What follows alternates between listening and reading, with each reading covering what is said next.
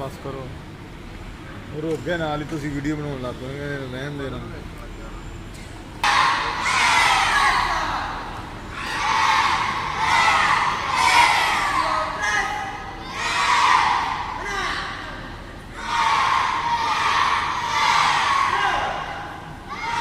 ਯਾਰ ਇੱਕ ਤੇਰੇ ਵਰਗੀ ਵਿੱਚ ਖੜੀ ਇਹਨੇ ਕੀ ਸਿੱਖਣਾ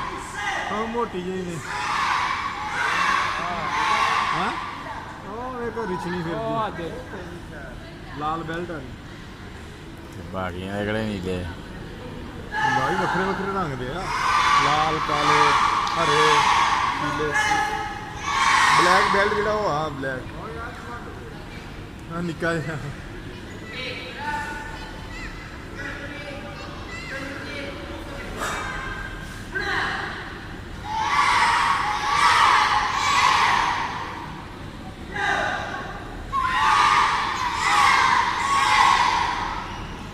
ਮੋਟੀ ਦੇਖ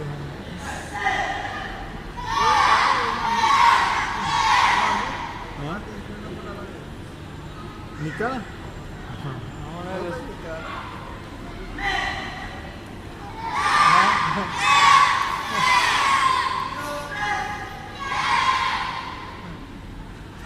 ਸਮਝ ਸਾਰੀ ਲੱਗਦੀ ਉਹਨੂੰ ਘੁੰਮਦਾ ਨਾਲ ਹੀ ਹੋਵੇ ਪੂਰਾ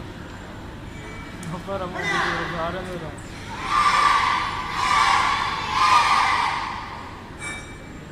ਉਹ ਆਇਆ ਦੱਸਣਾ ਸਿਰ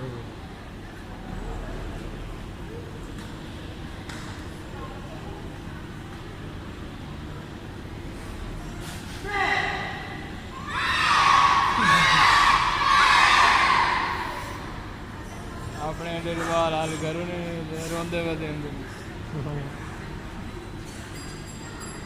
ਚਲਾ ਜੋ ਚਲੀਏ ਐਵੇਂ ਟਾਈਮ ਦਾ